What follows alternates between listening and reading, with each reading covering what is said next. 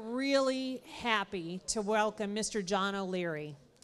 And I don't know if you've ever heard of Mr. O'Leary speak before, but I'll tell you it is one of great inspiration, of great faith, great hope, and great positive attitude. I'm not going to steal his thunder, but just to give you a bit of a background, John O'Leary, as he says in his biography, is not supposed to be alive. He's supposed to have died. When he was a 9-year-old boy, and let's think about every little 9-year-old boy you've ever known, curiosity, right? Well, when he was 9 years old, he started playing with fire and gasoline, created a massive explosion in his home, and burned over 100% of his body. His parents chronicled his story, entitled Overwhelming Odds, in 2006. But today, we're so grateful to have him here with us to give us a great story of inspiration, and as I said, hope and faith. And I really am so glad to have him here. We were talking before he came up about what binds us all together in this room. What is it? Love, faith, family, and the fact that we all are committed to what we do. We believe in this industry. We know what we do. We are bound in the fact that we have the God-given ability to produce the food for this world to consume. That's what binds us together. So with that being said, Mr. John O'Leary.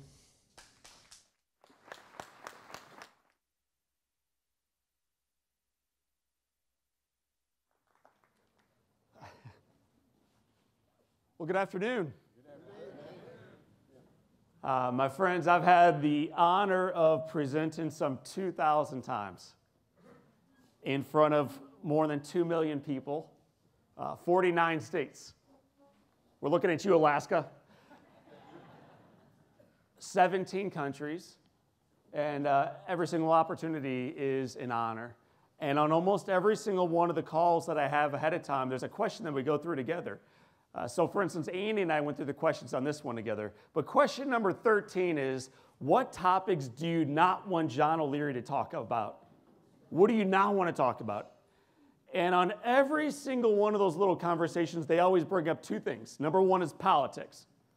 Don't talk politics. And secondly, they say, and don't talk faith. Do not talk faith with our group. Andy did not talk about either one of those things as things not to talk about. Not only that, you led off your meeting today in prayer because we recognize our lives are dead without prayer, without the foundation of that faith that not only is the reason for our life, but also what makes sense of it as we go forward into life. So leaders and ranchers and sons and daughters and friends and fellow citizens, I am so honored to be with you today and to elevate faith and our country and our industry, and our family, and our hope. And this is not to say that things are always easy, but I believe in my heart of hearts that although it may not be easy, the best days in this room are in front of us.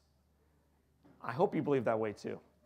If not, you can go through the line a second time, and maybe when you come back in, you'll recognize, my gosh, I am blessed and highly favored, and today in the great state of Texas, with 11 other states gathered with us. Think about that, man. Right here in Canadian. 11 other states gathered with us. We celebrate what's possible. But it's not easy. How many of you you've ever had a bad day? One fellow right here. Out of 500 ranchers, I have a tough time believing that. How many of you were in business in 2011? Did you ever have a tough day? Yes or no? All of us. When we struggle, not if. When we struggle in marriage or lack thereof, when we struggle on the ranch, when we struggle in our families, when we struggle in our health or our finances, not if. The storm's coming. When we struggle. And when we choose to be a victim to it, what is the victim's favorite question to ask? We're going. Ladies and gentlemen, sons and daughters, I want to give you all 3 questions today to stop asking. In Canadian Texas, with a ½ inch of water laid down by God last night. Why me is a question we will not ask today. Things aren't perfect, but the foundation is firm and the future is bright. Why me? Okay, so it's a question we won't ask, because if we do, we cross our arms to possibility and ownership, and then we look down and say, well, who cares? Things have changed around me. Who cares? Who cares? And when we ask that question, we soak through our days, looking down all the way through, and ultimately ask the third and the final question, which is, what more can I do? I'm only one, man. It's 499 other people in this room. I'm too old. I'm too young. Things have changed. What more can I do? But today, my friends, we're going to be asking different questions through a different lens. So as that incredible lunch settles in your tummies, I'd like us to look to the east and watch that sun rise again. How many of you saw the sunrise today? Or how many of you make a habit out of watching the sunrise when it does pierce through the clouds? I think it's the greatest gift of our days, and frequently we miss it because we oversleep or because we're looking the wrong way. I beg y'all, as you wake up early, look to the east. Watch that dark sky turn bright again. And as that little flame comes across the sky, in awe, citizens, yell out the question, why me? Eyes to see and ears to hear and hearts that beat free in this country. Man, why me? Why me? I'm lucky. I'm blessed. I recognize that. I get out of bed. I dance to the shower in Canadian Texas, grab that little nozzle, turn that baby upright, and every morning something remarkable happens. What happens? Water. And right now, some of us are seated back thinking, dude, get to the point. And brothers and sisters, man, I'm knee deep in the point. If hot water in an arid climate bores you, don't go home tomorrow. Grab your passport and travel almost anywhere else in the world.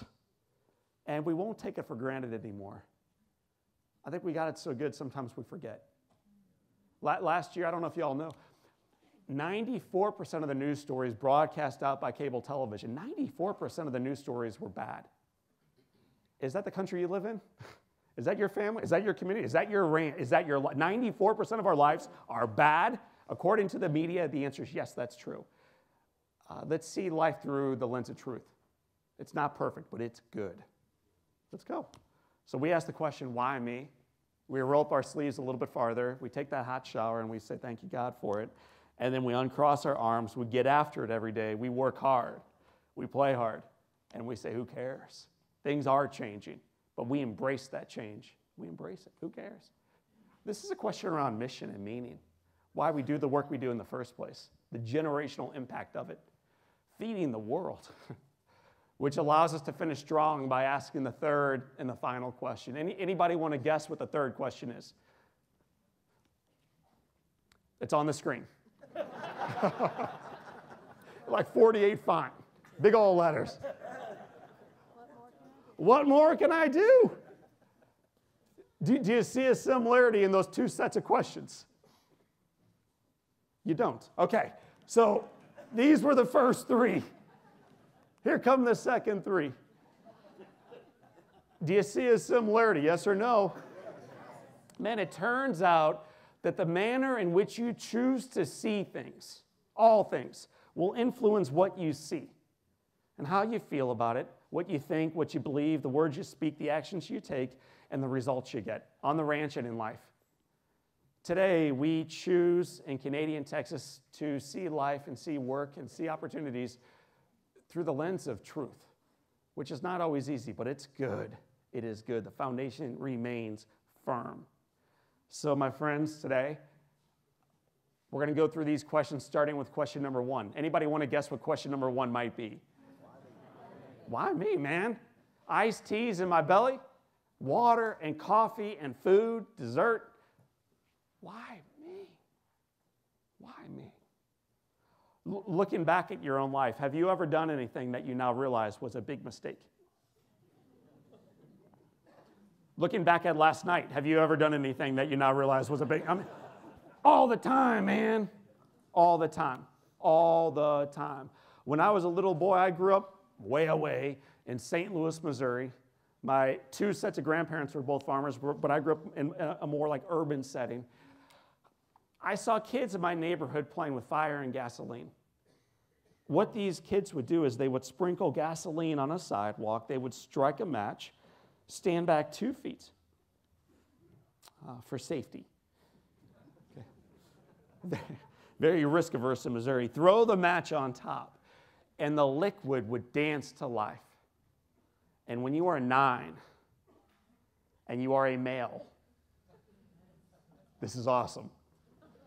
You are watching liquid turn to fire. And these are guys you look up to, man. They're practically men. They're 11. Okay. You're every bit of 9. They got peach fuzz. You still don't. And you're thinking, if those big old guys can do that and get away with it, what's the next sentence? I can too. Which is powerful language when you're following the right voice, when you're in the right room, when you're looking up at the right guy or the right lady. But if you're in the wrong room, if you're listening to the wrong voice, if you're following the wrong ideas, it's going to take you off the edge. It's one of the cool reasons I think 500 plus of us gathered in Canadian Texas, competitors kind of, to talk about work and life and possibility when we come together, because together we're better.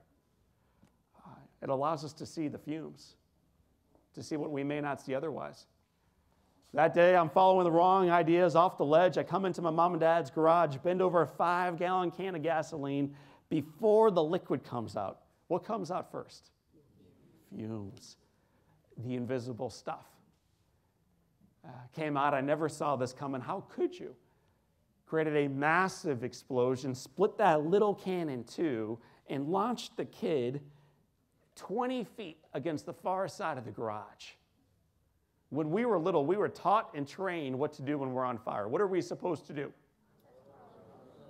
Stop, drop, and roll. What do you actually do, though, when you're on fire? Why are those different answers? You're scared. This is why it matters to you today. We train up here. It's very easy to come to conference and take notes. Researchers. But then you got to go out through that door, you got to walk through that garage, you got to hop back into your truck, you got to drive home, and you got to take what you heard into a place where you can live it. Part of my job is to not only inspire you and entertain you after lunch. Anybody could do that. I really think my job is to remind you of the possibility with these messages that you're hearing today and tomorrow, certainly with Temple and others, that what you know is ultimately only measurable and powerful when it comes down to your heart and you take action. It's not enough to be moved. You got to move yourself. That day for me, I panicked. I ran. It was all head knowledge. I just ran for my life. It changed everything. One moment, I'm happy and healthy. I'm going to zoom in for the folks in the far back. Okay. I mean, just being honest, extremely good looking. Okay. Bangs like that. Okay. That's either a laser level, or what else might it be? That's a bowl. That's the touch of a mother, man, right across your forehead again and again and again. And that little white thing below his chin, what's that called? It's not a turtleneck. It's a freaking dickie. Some of you don't even know what a dickie is, man. Don't be Googling dickie right now. It may take you down to the wrong path, man, all right?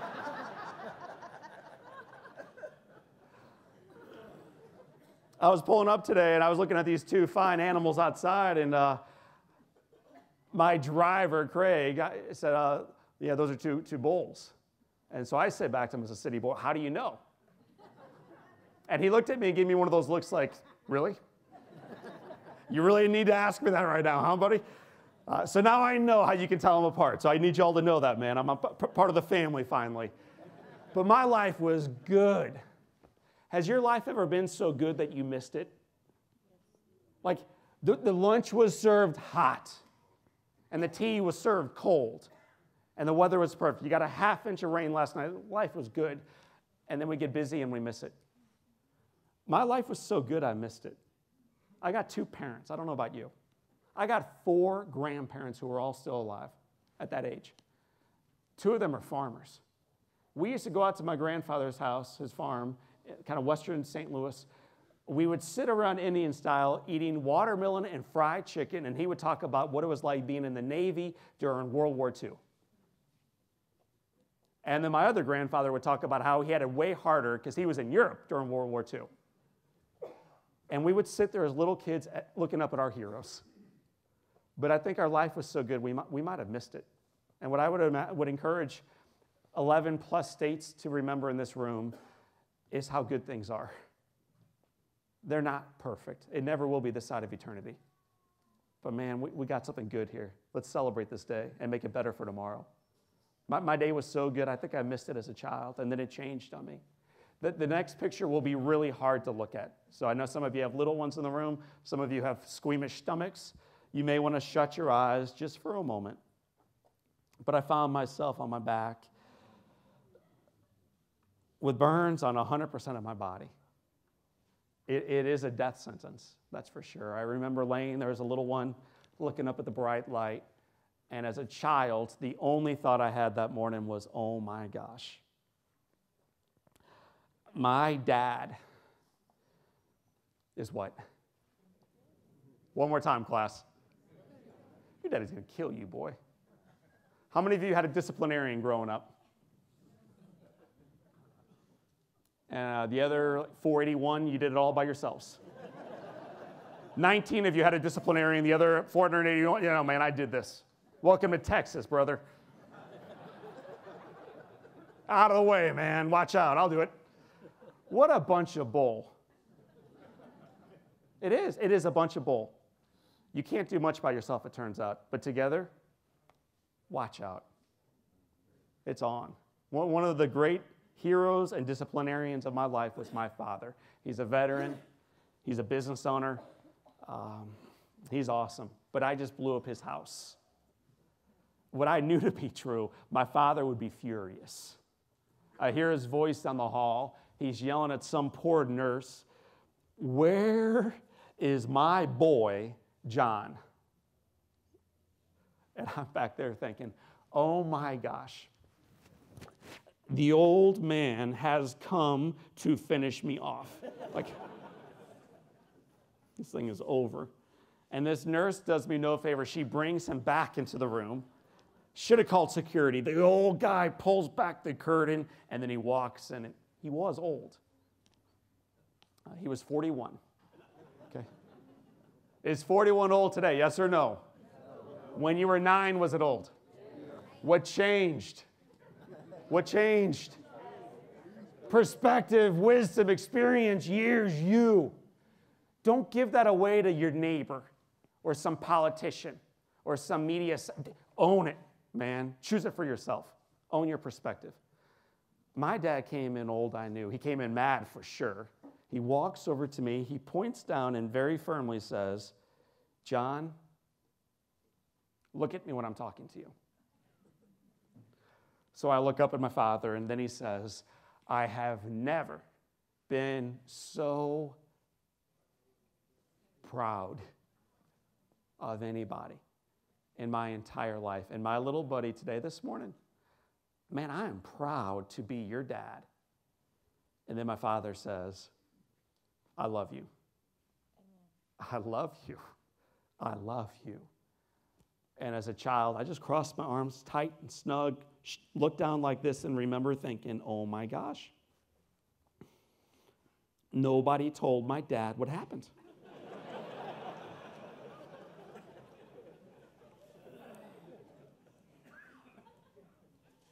I wonder if I can get away with this.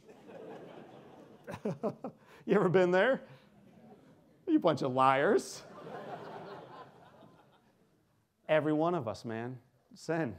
We've all been there. Every single one of us.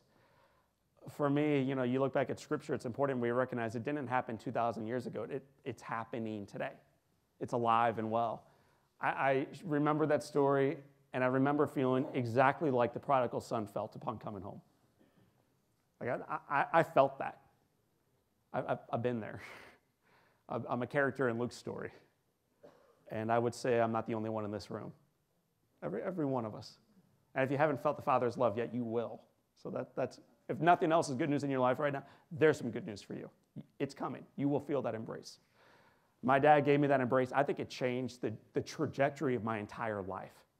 That love does that. It did not make losing your fingers to amputation easy. It did not make 5 months in burn care easy, or 2 years of therapy and surgery easy, or a lifetime of some physical challenges. That's not easy. But I think it made the journey forward possible. Love does this.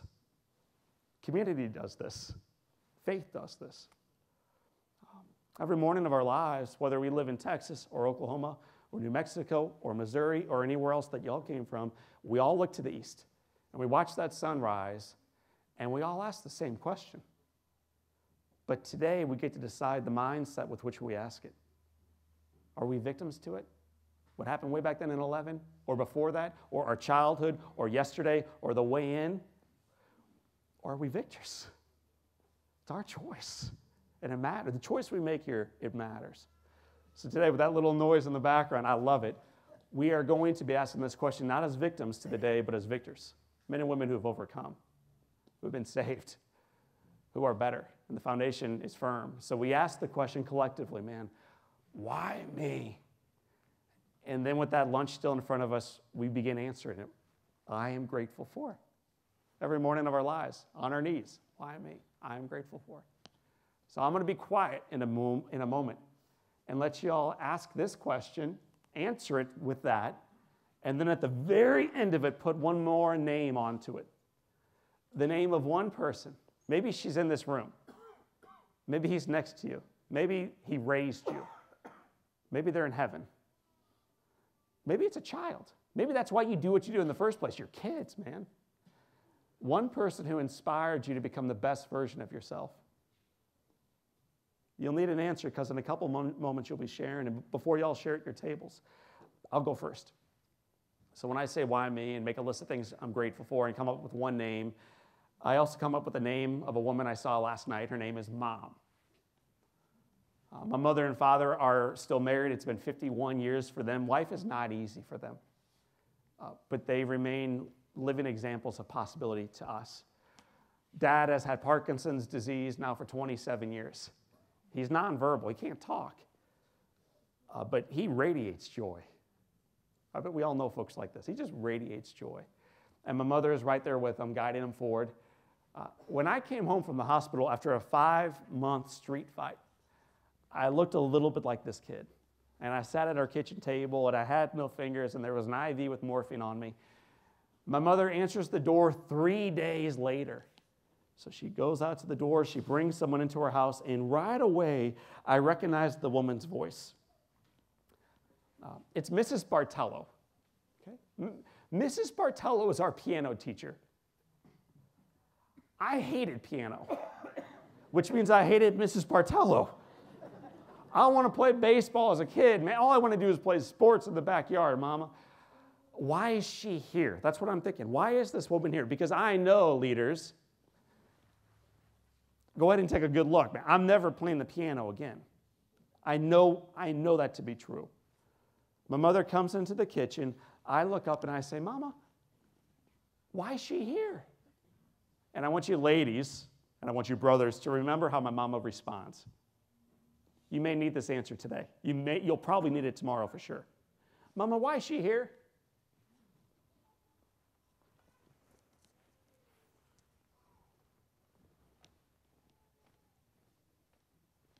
Not a word. Talk is cheap. Talk is so cheap. When what is ultimately required in our families, in our faith journey, in our community, in this room, is humble action. There's action, movement. Momentum is a hard thing to stop. My mother unhooks my brakes on the wheelchair. She rolls me away from that pity party. I look up and I say, Mama, where are you taking me? And here's what she says back. Not a word. Just rolls me. All the way into the living room. We end up in front of a piano. There's a lady named Mrs. Bartello, and I'm taking piano class. I hate my mama. Like, big time. And I think the only time I hated her more was the following Tuesday, when that doorbell rang, and the following, for 5. What's the next word? Years of Tuesdays with Mrs. Bartello. If you ever see my house, you'll find a guy who's happily married, owns a piano, and has 4 little kids who hate their dad. There's a lot of reasons for that one. But one of them is that on Tuesdays at about 3:30, the doorbell rings, and those kids line up. My friends, I'm going to put this question on the screen again, up there, way up high, that one person who inspires you. And while you reflect or meditate or pray over that one, what I'd like to do is walk way over here and play a little song on the piano. This was the very first song that my mother taught me. When she first started teaching me, my left arm was up in an airplane splint, like that. And my right hand was in a boxing glove, essentially. So the song you're going to hear today sounded like this.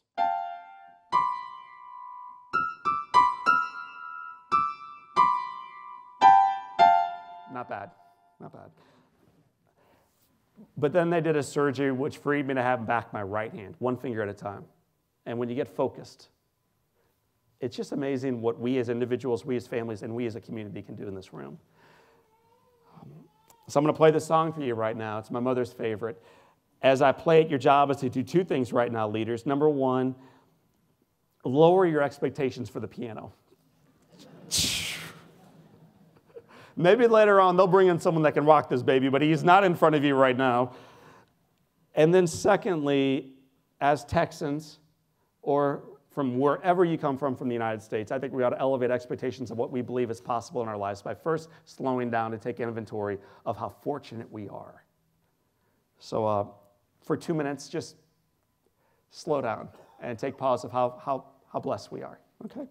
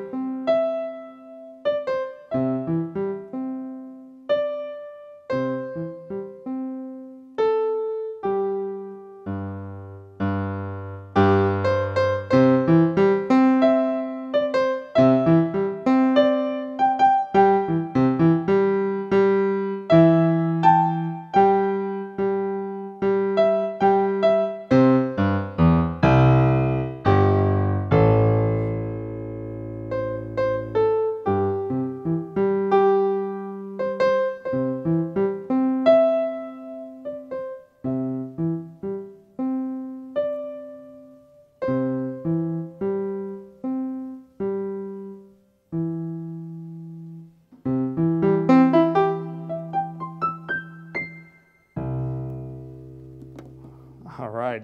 So that's a song some of you may be familiar with. For Mrs. Bartello. She never would have imagined in her wildest years that that little burnt up, broken down, wheelchair-bound, fingerless boy would have played a piano in front of 500 folks, servants, leaders, parents, sons and daughters, ranchers in Canadian Texas. what she was helping me do, and I think what we help those who follow behind us do, is to see right around the corner, to see what's possible in their own lives. What she was really saying to me, and I think what we get to say to the reflection in the mirror and to those that we serve and those that we lead, is this, way more important than piano. Here's what she was saying to me. Baby, they may have taken your fingers. They have not taken your life. We have been through some storms. We have been through some droughts. You have lost some things. And yet you remain in this room in love. And the best is in front of us. Not easy, but it's true. So here we go. I'm going to slow down right now, and I'm going to be quiet for a moment, which ought to bring about a large, long ovation. You're going to grab the microphone, and you're going to turn to the nearest lady, gentleman, friend, son, daughter, colleague at your tables, stranger for some, and you're going to answer the question on the screen, which I realized, man, that's awkward. I don't even know this guy. So I'm going to help you all break the ice. Just repeat after me. Hi. This is awkward for me too. Look at me when I'm talking to you. I love you. There's nothing you can do about that. Nothing. And one person who inspires me to become the best version of myself is.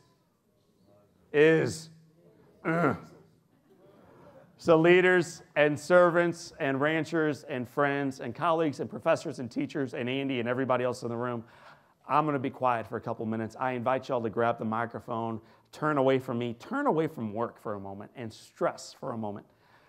Grab a friend, share the love, and then lean back and bask as someone else talks a little bit about their story. Okay? So everybody just forget about me for a moment. Take about 3 minutes, grab a friend at your tables, and answer the question on the screen. Make sure they're looking at you before you start talking, though. Here we go, 3 minutes, real quick.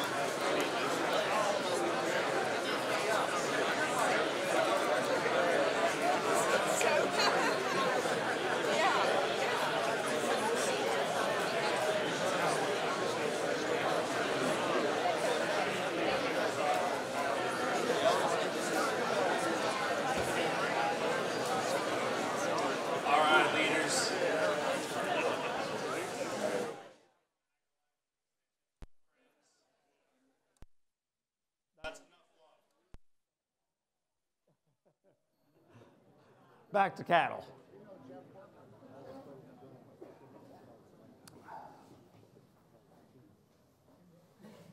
You know, for the cool thing about life, if you're looking for people to respect, is they're everywhere. Like, they are everywhere. And for me, I got several folks in the room. I won't name them all, but one of the guys is Andy. He's got that big old 5-gallon hat on over there. Here's a fellow who comes up with this, after weathering his own storm, a mighty storm, comes up with an idea of attracting a few friends together in Canadian, and then a few more friends, and then a few more friends. And you look around the room today, man, it is sold out. And as I pulled up today with Craig in our truck, the trucks were lined outside like a presidential barricade. Like, it was lined all the way to the highway. And not only with Texas license plates. So, Andy, your story and your love and your enthusiasm for your work, it's contagious.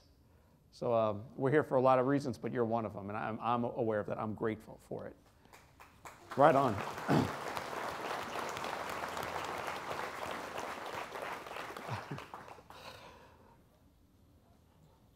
How many of you listen to a podcast? Well, I'm going to skip over this one. Anybody ever listen to a podcast? Okay. So like, you get to kind of like choose the radio signal with podcasts. And we have one that I would just encourage you to check out at some point if you ever listen. Anywhere you pulled on your podcast, ours is called Live Inspired. So Live Inspired with John O'Leary. That's like the title of our podcast. It's free. Nothing to buy there, it's just free. It's a gift. We interview people that I respect. Like maybe you've heard of Dave Ramsey. Or we interview great artists and musicians. We interviewed the band Journey. We interviewed country musicians. And I recently interviewed this guy right here. His name is Gary Sinise. And I interviewed Gary Sinise because of this role. So if you don't know Gary Sinise, that's all right. But I bet you know Lieutenant Dan. Do you remember Lieutenant Dan? And so I bring this guy in, man, and I'm pretty fired up. He's like a Hollywood guy. And I'm a normal Midwest kid. I'm meeting this guy. And then I realized what his real heart is not for Hollywood at all. His real heart is for our veterans and our first responders. All this guy really does is work in order to better serve our veterans. And it was a story that blew me away. One guy with focus on someone greater than himself has every single year for the last 11 raised more than $30 million for our veterans. One guy, more than $30 million for our veterans. He builds them houses. He takes care of their orphans. He loves them.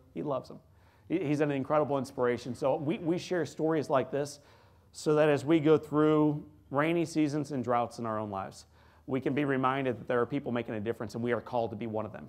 We're called to be one of them. So if you ever want to check it out, it's called Live Inspired. That's our podcast, Live Inspired. And every single podcast ends with this question. This will take us to the finish line and our break. Anybody want to guess what the question is? One more time, ladies and gentlemen. What more can I do for our industry, for my family, for my church, for myself, for a lady or gentleman struggling in this room or down the driveway from me? What more can I do? For an aging parent, for a young daughter, for an orphan in our community? What more can I do? Imagine asking that question nightly. What more can I do? So this is a story that I'm going to share with you as we wrap up about one guy who asked that question every night of his life. It led him to serve during World War II. It led him to become a Hall of Fame announcer. And it led him also to become a Hall of Fame leader, servant, man. So this is his story. I just happen to be one of the characters in it. I'm laying in a hospital bed the day after I get burned, and I can't move my arms or my legs. I'm tied down to the bed like this. My lungs are burned, so they put a hole in my neck. What's that called? You got a trach. So now you can breathe, but you can't eat or drink. You can't talk. It's like being at a conference. Not only that, but you got to sit down on your rear end all day long, man. Like, you can't do nothing. And I had one other challenge. My eyes were swollen shut, so I can't see. So I'm struggling. You guys ever struggled? I am struggling. I'm a victim to this. My favorite question was, why me? I just asked it through the wrong lens. And occasionally I'd come back into the light with a little bit of faith, a little bit of hope, a little bit of love. I would dream and imagine and pray and listen. Have you ever noticed how much more you hear when your eyes are shut? I mean, some of you have been listening beautifully all afternoon.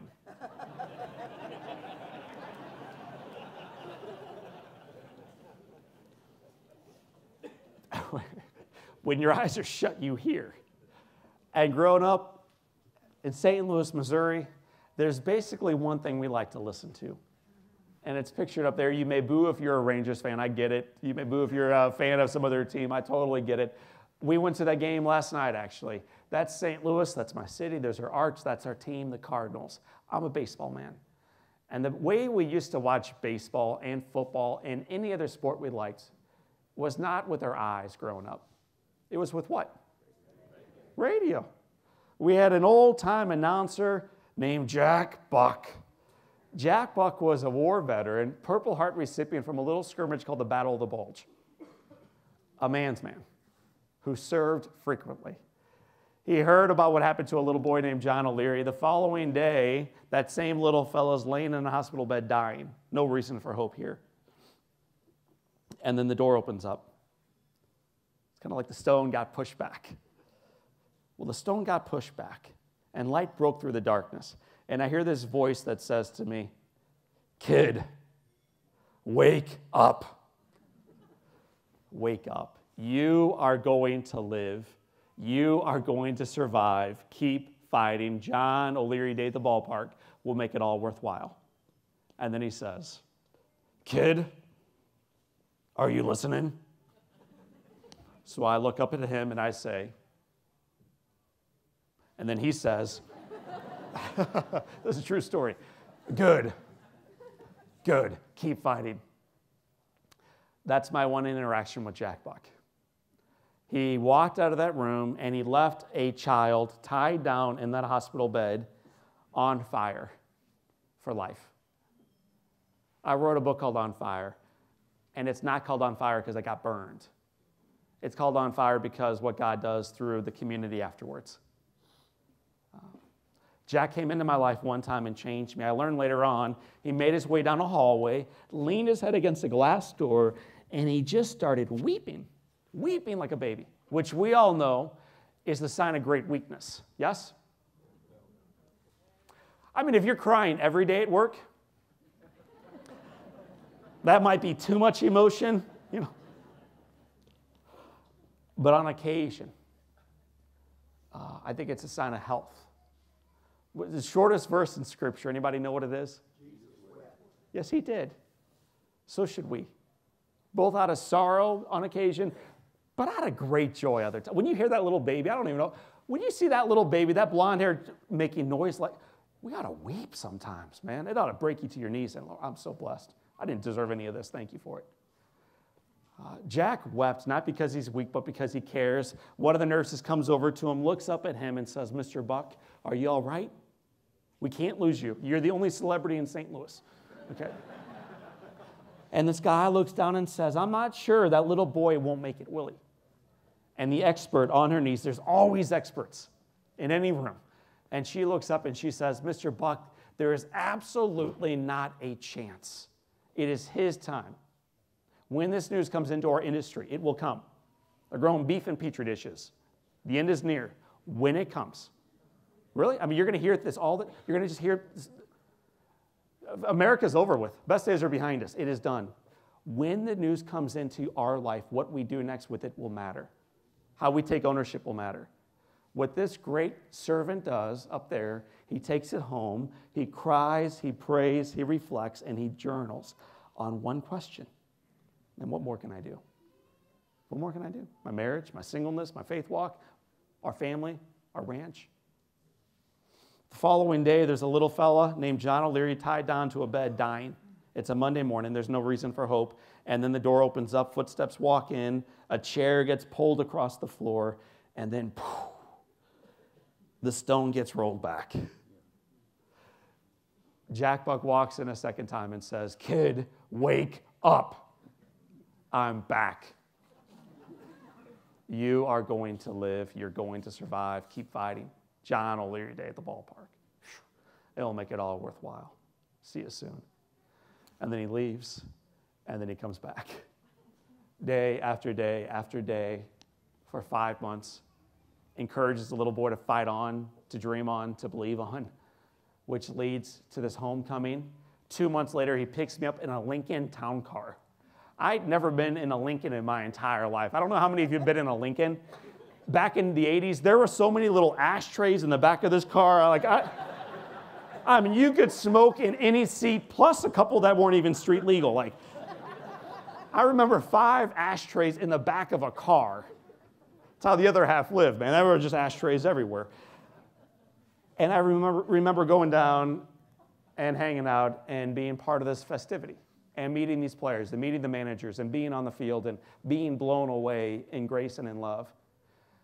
And I also remember going upstairs that night and broadcasting the game with my friend Jack Buck. He put me on the radio, and he says, on live national radio, broadcast to West Texas and beyond, he said, "It's John O'Leary Day at the ballpark. The New York Mets are in town. Kid, are you having fun?" And on live national radio, I look up and I respond.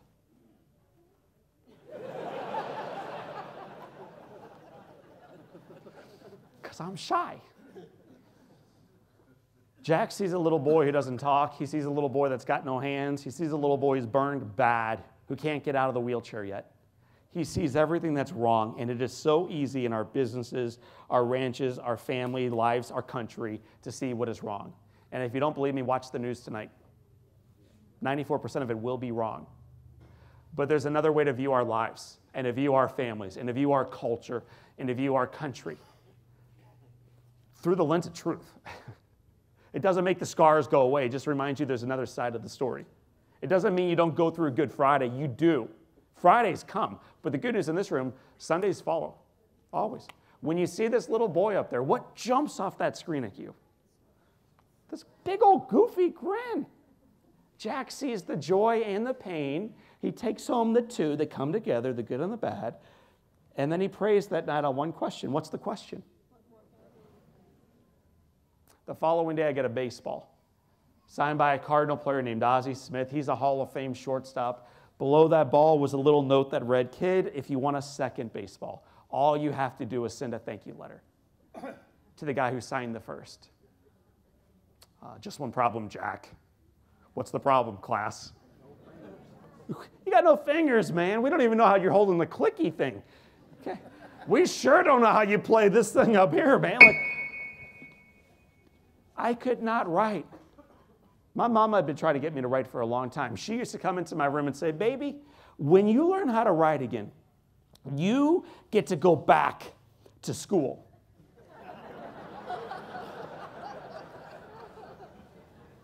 That may work in Canadian.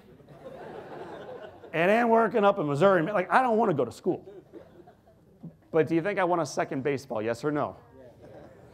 I write this note, mail it off, and 2 days later, I got a second baseball, second note that read, "Kid, if you want a third. Kid, if you want a fourth. Kid, if you want a fifth. Kid, if you want a sixth." 1987, one servant sends a little nobody 60 baseballs. 60. Teaching a little nobody, no such thing, man. Your life is a gift. Act like it. You are a sacred treasure. Act like it. You matter. Act like it. Jack taught a little boy who did not know he mattered and could not write to realize he mattered and to begin to write. One guy. Brought me back to grade school. Grade school was followed by 4 years of high school. That was followed by 9 years at college. Okay? That's a different story. We ain't got time for it today. And he's giving me this thrill, take it off, O'Leary. Graduation followed, and then graduation night, the miracle finally happened in my life. The miracle for me, one of them, is love. I never dated in middle school, high school, or college. That is a long drought, okay? Oh, Lord, let it rain. Nothing. And then at age 22, graduation night, the miracle shows up. Can I show you her picture, yes or no? Yeah. Here she is.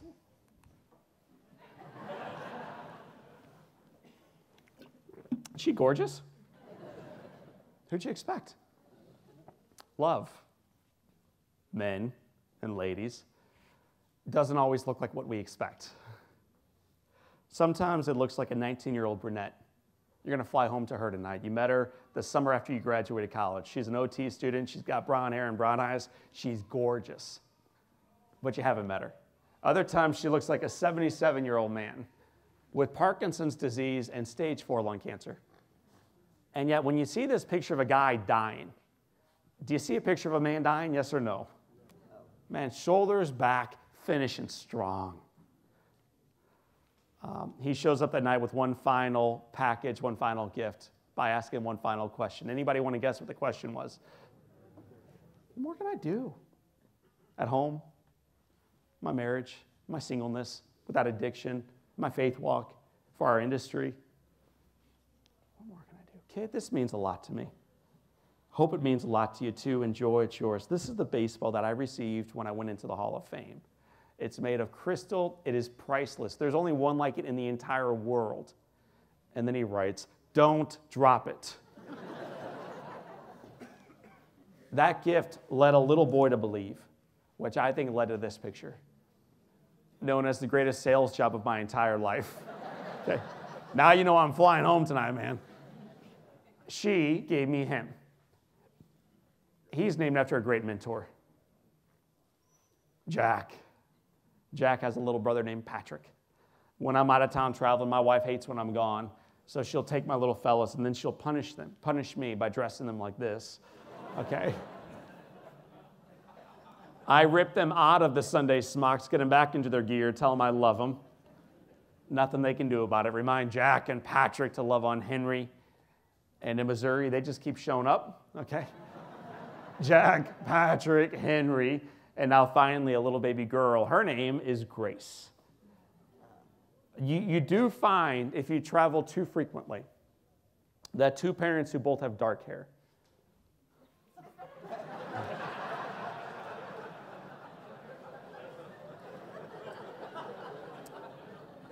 can have two kids with blonde.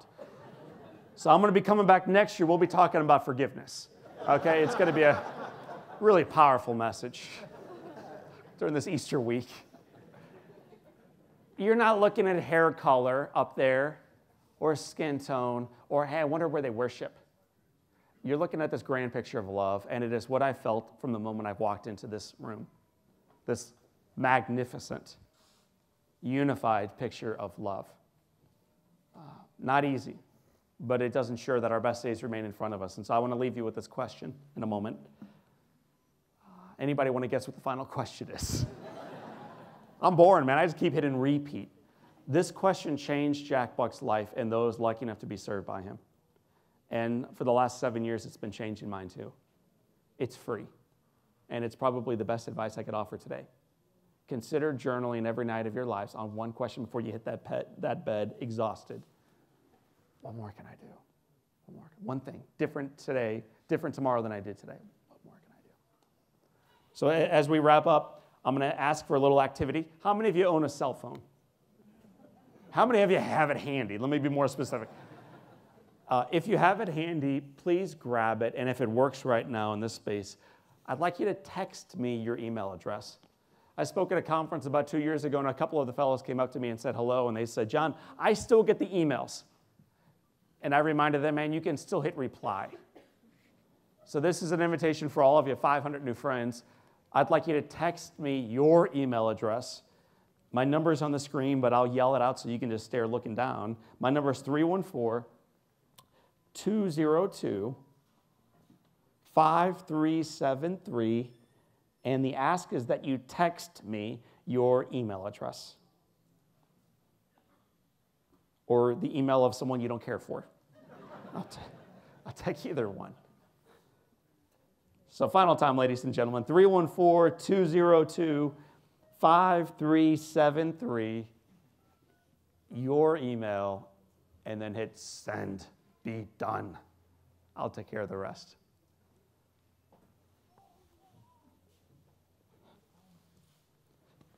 This will generate three things. Number one, Monday morning next week, I'm coming back into your life. We call it Monday Morning Motivation with John O'Leary. We tell amazing stories of individuals who see problems, and rather than complaining about them, do something about it.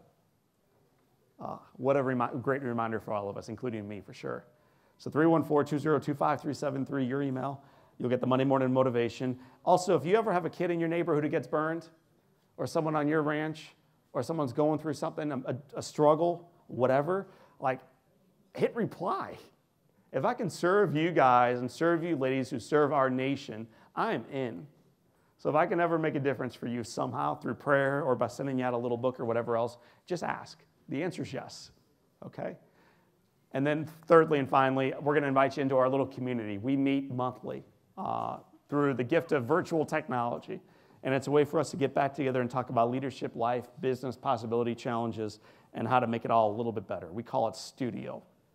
So join me in Studio. I think it's a cool place to stay in touch. As we get ready to wrap up, do you all think one person can change the world? Yes or no? Do you believe you can? Yes or no? I'm sorry, yes or no? Yes. Some say yes, some say no, some don't participate. A couple things. One is, if you don't participate, you can't complain. Politically, and within our institutions, within our organizations, within our ranches, our marriage, if you don't participate, you can't complain. So my invitation for all of us is, man, actively participate.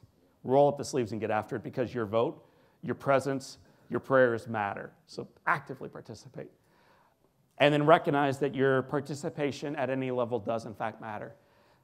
My question sometimes as I sit here thinking about what some of you are thinking is, it might be, John, it's a great story. But brother, I'm no Jack Buck, man. I'm no Hall of Famer. I got my hands full and my plate is overfull. What more can I do? I'm underwater right now. How did Jack Buck hear then, as we wrap up? How did Jack Buck hear? Here's how Jack Buck heard, and this is why it matters to you. My next door neighbors, her name was Carol, she was a widow. Her windows blew out of her bedroom when the explosion happened next door. So she woke up. She gets out of bed, sees the O'Leary house on fire. She brings my siblings into her house. She calls 911, and then she starts the phone chain. She calls a neighbor, who calls a friend, who calls a friend. So we're 4 deep already. And then that woman calls a guy, her dad. And that night, that guy goes to a charity auction on January 17th, 1987, and they seat him right here up front next to a guy with white hair named Jack Buck. And through the gift of one by one, Jack Buck heard about a little boy named John O'Leary. And rather than going to bed that night tired, thinking about what he was going to do for himself the following day, he went home and he journaled on one question. What can I do? And the following day, in a snowstorm in St. Louis, Missouri on January 18th, 1987, he shows up in my life and he never lets go. And he showed up again the following day and the following day. Because one person told one person, who told one person, who told her daddy, who told a new friend. Your lives matter. We forget it in the society we all live in, but we all are sacred treasures to God up above. And it is high time to remind ourselves and to act like it. Like you're a gift. Your life matters. So I want to thank you all for the work you do, for the impact of it, and for believing like I do that the best days remain in front of us. So God bless you all. Thank you for coming out to Canadian Texas. Thank you again.